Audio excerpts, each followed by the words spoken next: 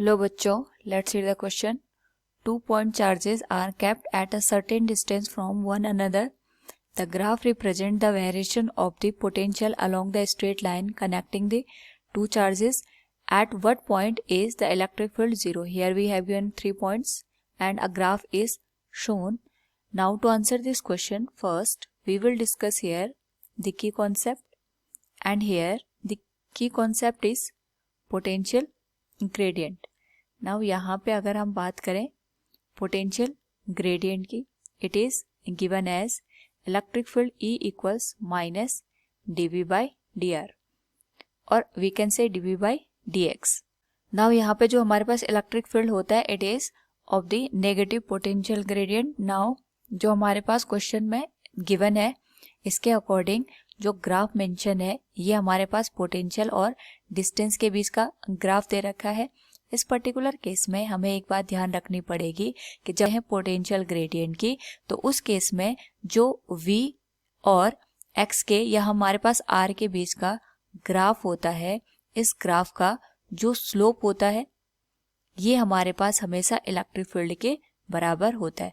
अब बात आती है कि हम यहाँ पे v और x या v और जो हमारे पास डिस्टेंस होती है r, इसके बीच का जो ग्राफ गिवन होता है इसके स्लोप को हम किस तरीके से फाइंड आउट कर सकते हैं. तो इसका स्लोप हम यहाँ पे फाइंड आउट कर सकते हैं by finding out the tan theta. यानी अगर हम यहाँ पे थीटा की वैल्यू फाइंड आउट कर दें तो यहाँ से हमें tan थीटा की वैल्यू पता चल जाएगी और tan थीटा से we can find out the value of the slope of the graph. और यहाँ पे जो स्लोप होता है यही हमारे पास यहाँ पे इलेक्ट्रिक फील्ड की वैल्यू को इंडिकेट करता है. तो हमारे पास 3 पॉइंट दे रखे हैं, फर्स्ट, सेकंड और थर्ड. तीनों पे अगर हम स्लोप को ड्रॉ करें, स्लोप बेसिकली किसी भी ग्राफ में हमारे पास यहाँ पे जो टेंजेंट होता है टेंजेंट लाइन के थ्रू हम यहाँ पे ड्रॉ करते हैं. तो इस केस में हमारे पास जो फर्स्ट पॉइंट दे रखा है अगर हम उस पर टेंजेंट ड्रॉ कर दें तो जो ये टेंजेंट है ये कुछ इस तरीके से ड्रॉ होगा. जो सेकंड हमारे पास पॉइंट है इसका जो टेंजेंट है ये इस तरीके से खींचा जाएगा और जो थर्ड पॉइंट है इसका जो टेंजेंट आएगा it will be in the horizontal direction.